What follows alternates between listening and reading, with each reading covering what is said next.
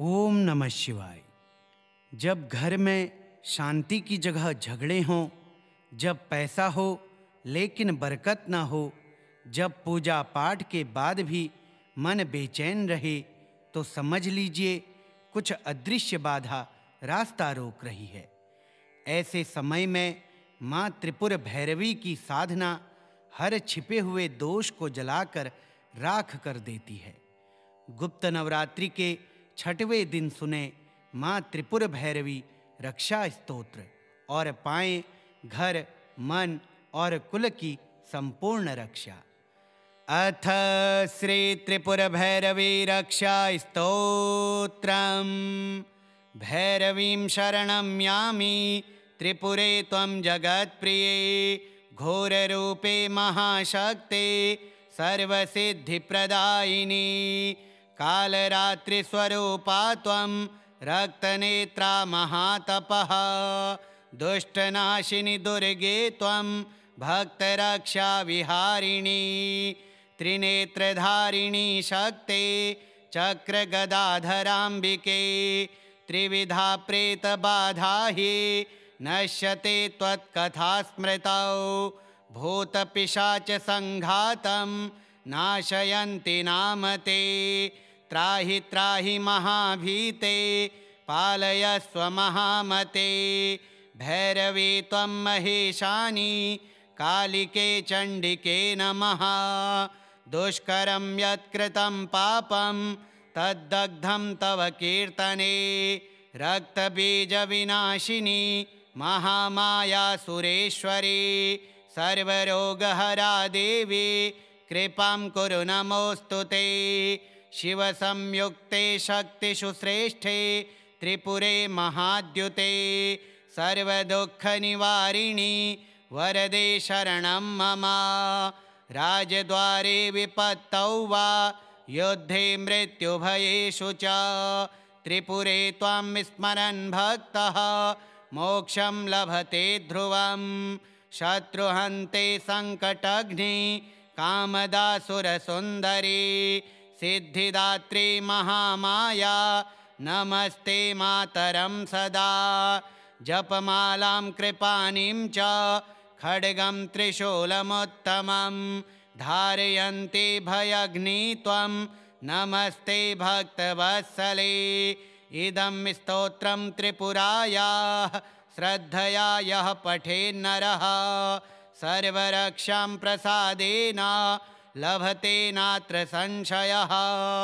भैरवीं शरणं यामि त्रिपुरे त्वं जगत्प्रिये, घोररूपे महाशक्ते सर्वसिद्धिप्रदायिनी। कालरात्रिस्वरूपा त्वं रक्तनेत्रा महातपः, दुष्टनाशिनि दुर्गे त्वं भक्तरक्षा विहारिणी। त्रिनेत्रधारिणी शक्ते चक्रगदाधराम्बिके, त्रिविधा प्रेतबाधा हि नश्यते त्वत्कथा स्मृतौ। भूतपिशाच संघातं नाशयन्ति नाम ते, त्राहि त्राहि महाभीते पालयस्व महामते। भैरवी त्वं महेशानी कालिके चण्डिके नमः। दुष्करं यत्कृतं पापं तद्दग्धं तव कीर्तने। रक्तबीजविनाशिनी महामाया सुरेश्वरी, सर्वरोगहरा देवी कृपां कुरु नमोऽस्तु ते।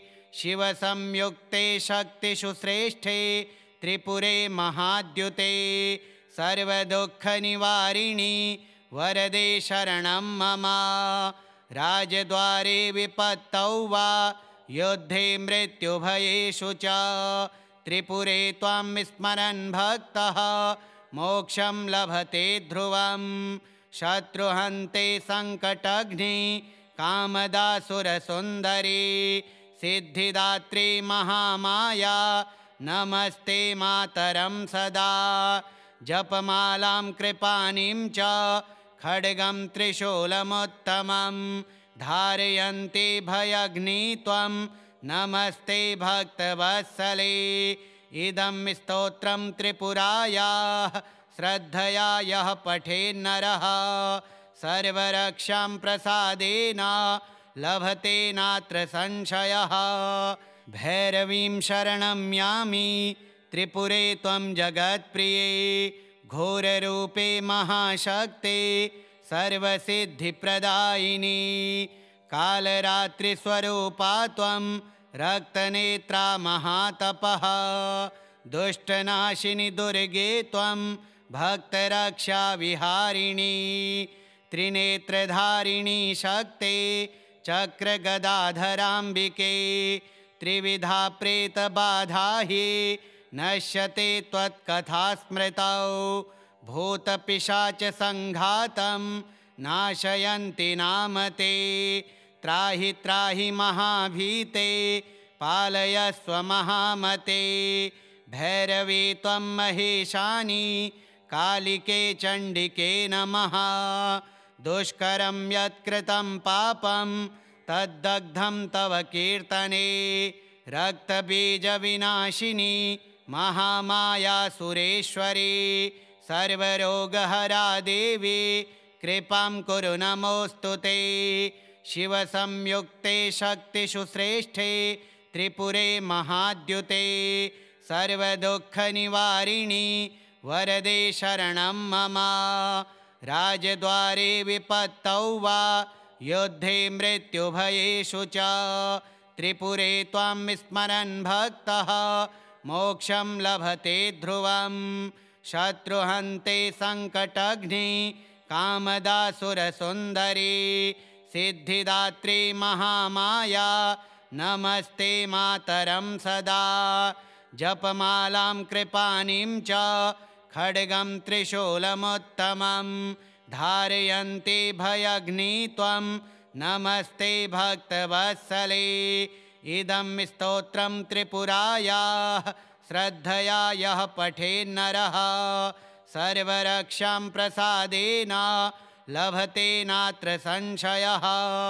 भैरवीं शरणं यामि त्रिपुरे त्वं जगत्प्रिये घोररूपे महाशक्ते सर्वसिद्धिप्रदायिनी कालरात्रिस्वरूपा त्वं रक्तनेत्रा महातपः दुष्टनाशिनि दुर्गे त्वं भक्तरक्षा विहारिणी त्रिनेत्रधारिणी शक्ते चक्रगदाधराम्बिके त्रिविधा प्रेतबाधा हि नश्यते त्वत्कथा स्मृतौ भूतपिशाचसङ्घातं नाशयन्ति नाम ते त्राहि त्राहि महाभीते पालयस्व महामते भैरवी त्वं महेशानि कालिके चण्डिके नमः दुष्करं यत्कृतं पापं तद्दग्धं तव कीर्तने रक्तबीजविनाशिनी महामाया सुरेश्वरी सर्वरोगहरा देवी कृपां कुरु नमोऽस्तु ते शिवसंयुक्ते शक्तिषु श्रेष्ठे त्रिपुरे महाद्युते सर्वदुःखनिवारिणि वरदे शरणं मम राजद्वारे विपत्तौ वा युद्धे मृत्युभयेषु च त्रिपुरे त्वां विस्मरन् भक्तः मोक्षं लभते ध्रुवं शत्रुहन्ते सङ्कटघ्नि कामदासुरसुन्दरी सिद्धिदात्री महामाया नमस्ते मातरं सदा जपमालां कृपाणिं च खड्गं त्रिशूलमुत्तमं धारयन्ति भयघ्नि त्वं नमस्ते भक्तवत्सले इदं स्तोत्रं त्रिपुरायाः श्रद्धया यः पठेन्नरः सर्वरक्षां प्रसादेन लभते नात्र संशयः। भैरवीं शरणं यामि त्रिपुरे त्वं जगत्प्रिये घोररूपे महाशक्ते सर्वसिद्धिप्रदायिनी कालरात्रिस्वरूपा त्वं रक्तनेत्रा महातपः दुष्टनाशिनि दुर्गे त्वं भक्तरक्षा विहारिणी त्रिनेत्रधारिणी शक्ते चक्रगदाधराम्बिके त्रिविधा प्रेतबाधा हि नश्यते त्वत्कथा स्मृतौ भूतपिशाचसङ्घातं नाशयन्ति नाम ते त्राहि त्राहि महाभीते पालयस्व महामते भैरवी त्वं महेशानि कालिके चण्डिके नमः दुष्करं यत्कृतं पापं तद्दग्धं तव कीर्तने रक्तबीजविनाशिनी महामाया सुरेश्वरी सर्वरोगहरा देवी कृपां कुरु नमोऽस्तु ते शिवसंयुक्ते शक्तिषु श्रेष्ठे त्रिपुरे महाद्युते सर्वदुःखनिवारिणि वरदे शरणं मम राजद्वारे विपत्तौ वा युद्धे मृत्युभयेषु च त्रिपुरे त्वां स्मरन् भक्तः मोक्षं लभते ध्रुवं शत्रुहन्ते सङ्कटघ्नि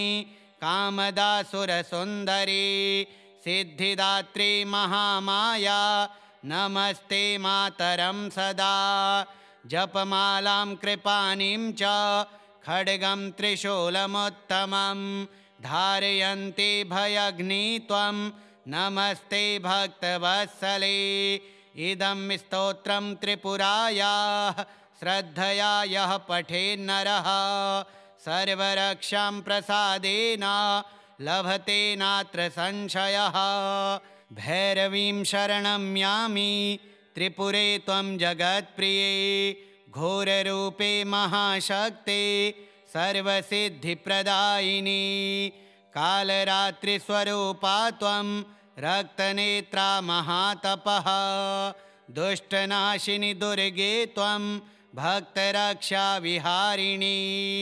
त्रिनेत्रधारिणी शक्ते चक्रगदाधराम्बिके त्रिविधा प्रेतबाधा हि नश्यते त्वत्कथा स्मृतौ भूतपिशाचसङ्घातं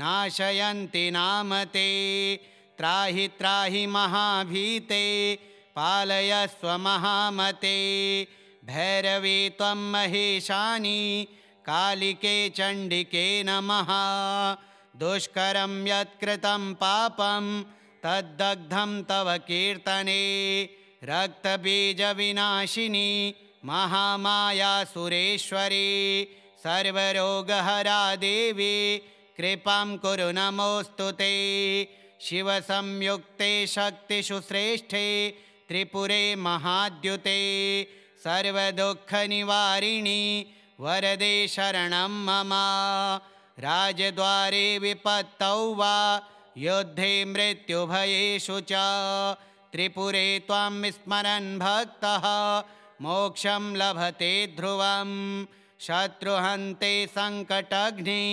कामदासुरसुन्दरी सिद्धिदात्री महामाया नमस्ते मातरं सदा जपमालां कृपाणिं च खड्गं त्रिशूलमुत्तमं धारयन्ति भयग्नि त्वं नमस्ते भक्तवत्सले इदं स्तोत्रं त्रिपुरायाः श्रद्धया यः पठेन्नरः सर्वरक्षां प्रसादेन लभते नात्र संशयः भैरवीं शरणं यामि त्रिपुरे त्वं जगत्प्रिये घोररूपे महाशक्ते सर्वसिद्धिप्रदायिनी कालरात्रिस्वरूपा त्वं रक्तनेत्रा महातपः दुष्टनाशिनि दुर्गे त्वं भक्तरक्षाविहारिणी त्रिनेत्रधारिणी शक्ते चक्रगदाधराम्बिके त्रिविधा प्रेतबाधा हि नश्यते त्वत्कथा स्मृतौ भूतपिशाचसङ्घातं नाशयन्ति नाम ते त्राहि त्राहि महाभीते पालयस्व महामते भैरवी त्वं महेशानि कालिके चण्डिके नमः दुष्करं यत्कृतं पापं तद्दग्धं तव कीर्तने रक्तबीजविनाशिनी महामाया सुरेश्वरी सर्वरोगहरा देवी कृपां कुरु नमोऽस्तु ते। शिवसंयुक्ते शक्तिषु श्रेष्ठे त्रिपुरे महाद्युते सर्वदुःखनिवारिणि वरदे शरणं मम। राजद्वारे विपत्तौ वा युद्धे मृत्युभयेषु च त्रिपुरे त्वां विस्मरन् भक्तः मोक्षं लभते ध्रुवं। शत्रुहन्ते सङ्कटघ्नि कामदासुरसुन्दरी सिद्धिदात्री महामाया नमस्ते मातरं सदा।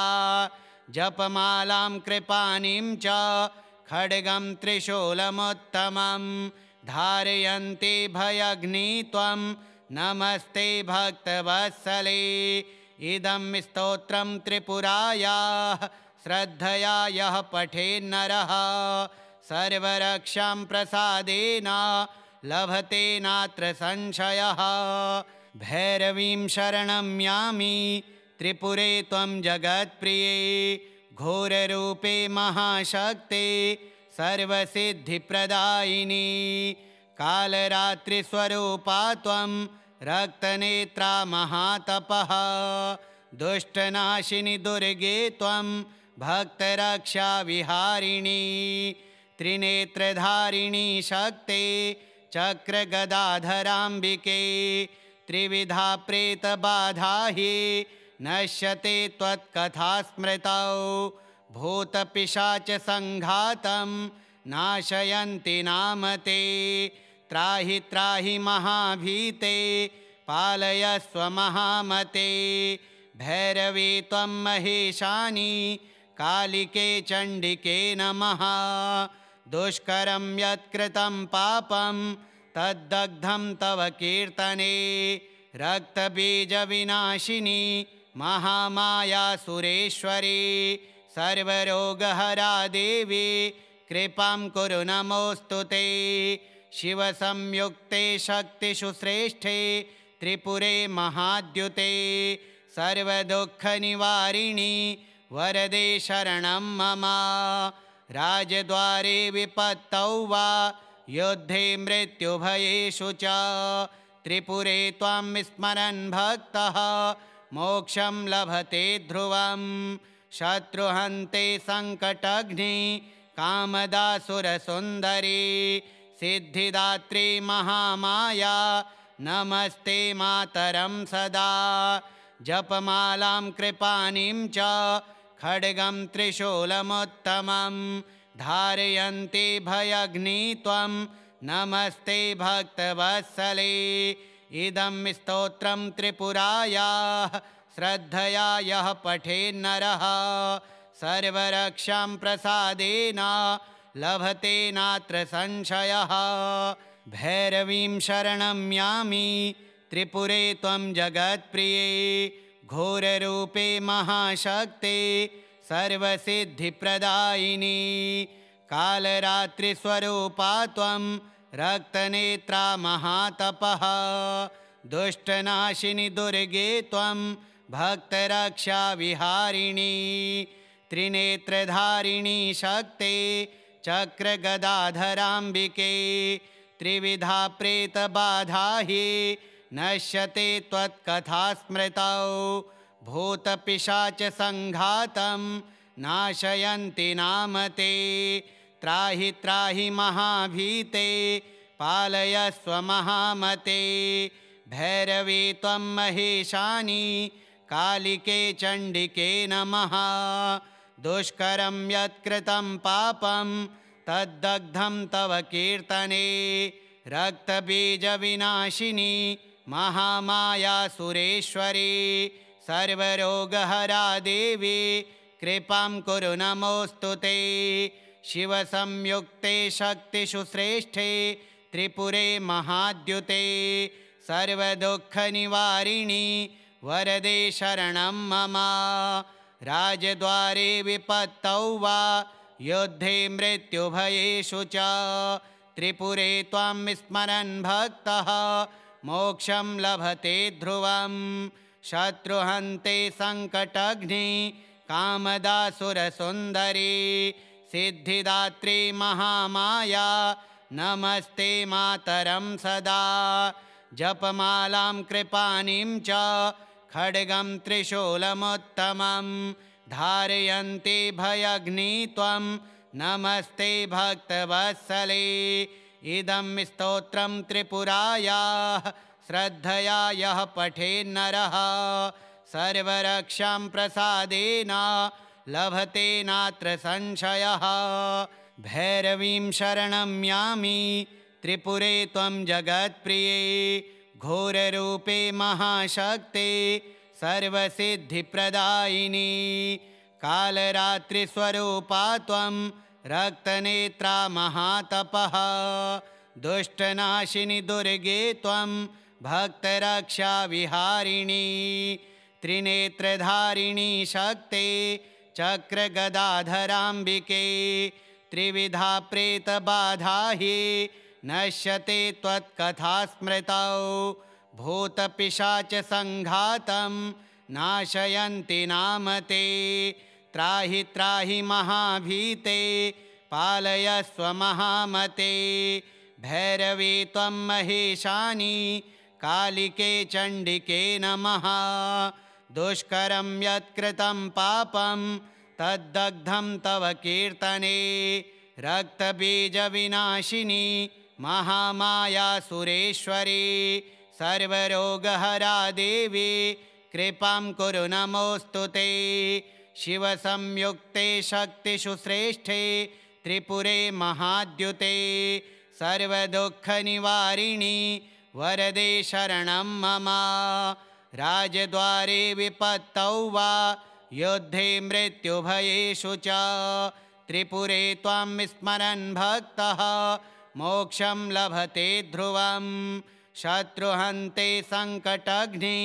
कामदासुरसुन्दरी सिद्धिदात्री महामाया नमस्ते मातरं सदा जपमालां कृपाणीं च खड्गं त्रिशूलमुत्तमं धारयन्ति भयघ्नि त्वं नमस्ते भक्तवत्सले इदं स्तोत्रं त्रिपुरायाः श्रद्धया यः पठेन्नरः सर्वरक्षां प्रसादेन लभते नात्र संशयः भैरवीं शरणं यामि त्रिपुरे त्वं जगत्प्रिये घोररूपे महाशक्ते सर्वसिद्धिप्रदायिनी कालरात्रिस्वरूपा त्वं रक्तनेत्रा महातपः दुष्टनाशिनि दुर्गे त्वं भक्तरक्षाविहारिणी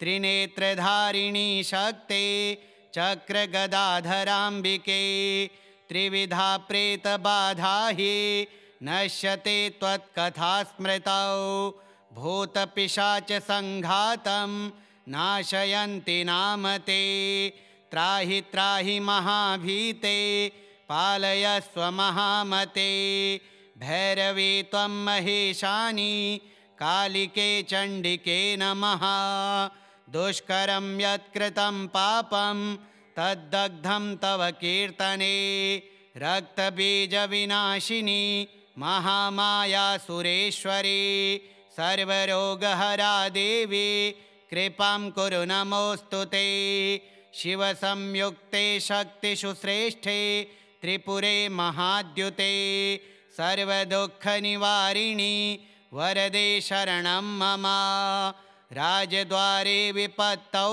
वा युद्धे मृत्युभयेषु च त्रिपुरे त्वां स्मरन् भक्तः मोक्षं लभते ध्रुवं शत्रुहन्ते संकटघ्नि कामदासुरसुन्दरी सिद्धिदात्री महामाया नमस्ते मातरं सदा जपमालां कृपाणीं च खड्गं त्रिशूलमुत्तमं धारयन्ति भयघ्नि त्वं नमस्ते भक्तवत्सले इदं स्तोत्रं त्रिपुरायाः श्रद्धया यः पठेन्नरः सर्वरक्षां प्रसादेन लभते नात्र संशयः श्री त्रिपुरभैरवी रक्षा स्तोत्रम् श्री त्रिपुरभैरवी देव्यार्पणमस्तु।